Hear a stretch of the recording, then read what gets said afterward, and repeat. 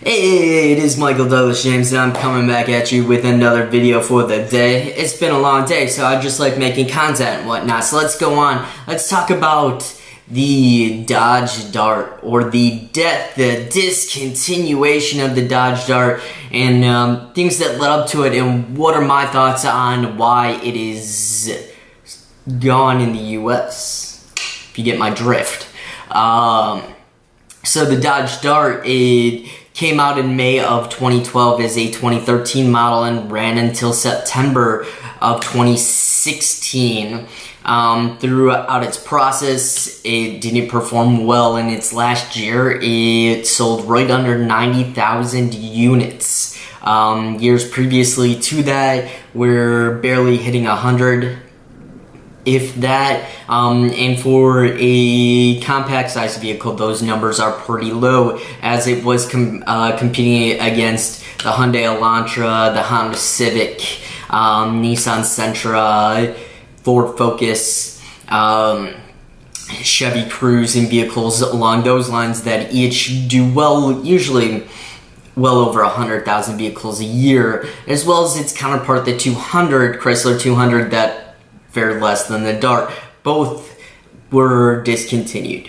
Dodge's response on them being discontinued, outside of the numbers, said they wanted to focus more on the crossover market, leaving Dodge to sell two things that aren't considered a crossover: a sedan Charger and a coupe Challenger, that aren't geared usually to the average consumer at all. And on the Chrysler end, it leaves them to sell a sedan 300 outside of the crossover world, which again does not leave them anything on the consumer market, really hitting the average consumer.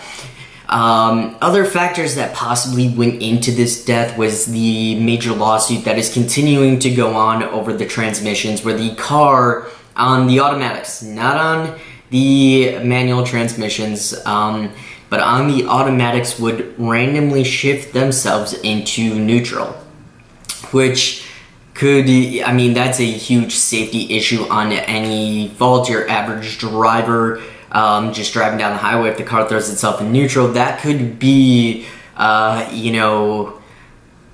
pretty, if bad things happened. So that is what happened on that end. Now, why I say discontinued, in quotation marks, is that Dodge in Mexico and in the Middle East just released the Neon, which is basically a Dodge Dart. They redid the rear end a little bit, so you don't get the whole tail light going across the trunk lid and everything. You just have small little tail lights at the end, small little facelifts here and there, but it's the same vehicle. It is a Dodge Dart, but they slapped a Neon nameplate on it. And, I mean, the Neon nameplate was so bad back in the day. I don't even know why you would want to slap that on there. So here are my thoughts why the Dodge Dart died. Wrong company at the wrong time. That's it. That's the major factor behind it. It had some cool little quirks to it, like the passenger seat. You would flip up and there was a little storage cubby right there for you. There were some other, cool little, like the dash was pretty, on the higher end models, they had the dash that was kind of interactive, and you had a touchscreen, which was pretty high end at the time when it came out for an entry-level compact sedan. So it did have some cool quirks to it. I mean, the base model did come in a manual transmission, which you rarely find anywhere.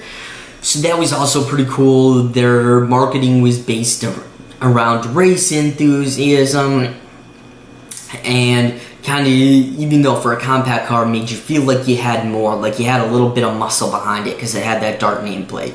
The Dart in the 60s and 70s, even into the 80s, was a piece of junk. Really was. Still was today. So what I mean by wrong place, wrong time is this pretty much came out right after Fiat had basically stamped their name on Chrysler.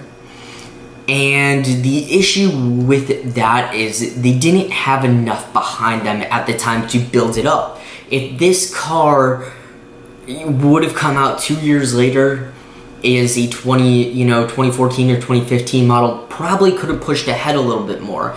And you probably would have gotten better options in interior as we grew with technology.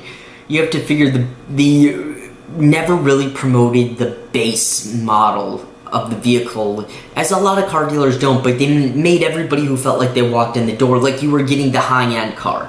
You were getting the interactive, digital gauge cluster. You had the touchscreen capability. You got everything under the sun, and they were even gonna put you in a Mopar edition for entry-level vehicle. No, they're not. No, they're not. They were never planning on doing that. And most of the first ones that came out came in 6-speed manual transmissions, and that was on the base model. And people, it's tough because there's guys like me who are like, that is flipping awesome. And then on the other end, there are a lot of people who, aren't like me, who only drive automatics, don't know how to drive manual or prefer not to, who were turned off by it because of the price difference between the automatic and the manual. So that was the factor there. You had the transmission, which was also a factor on the automatics that kind of pushed in. You had in the first couple years that came out, you had these cool like neon looking colors, like a bright orange and a green and a blue, and those just slowly faded away. They started getting more practical, so the car just started blending in with everything else. Their marketing just kind of died off from the whole race enthusiast, getting that muscle for an entry-level vehicle. That just kind of died off. They pretty much got to a point where they almost killed the car itself, and it was only 4 years in production. You have to figure over a 4-year span, they pretty much killed this car on their own, and that's what really brought the death, I feel like, for the Dodge Dart.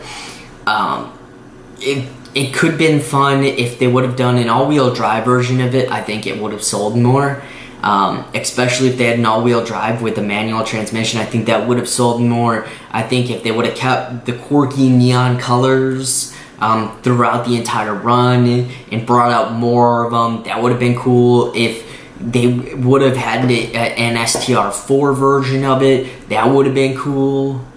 SRT4. Not SRT4, sorry about that.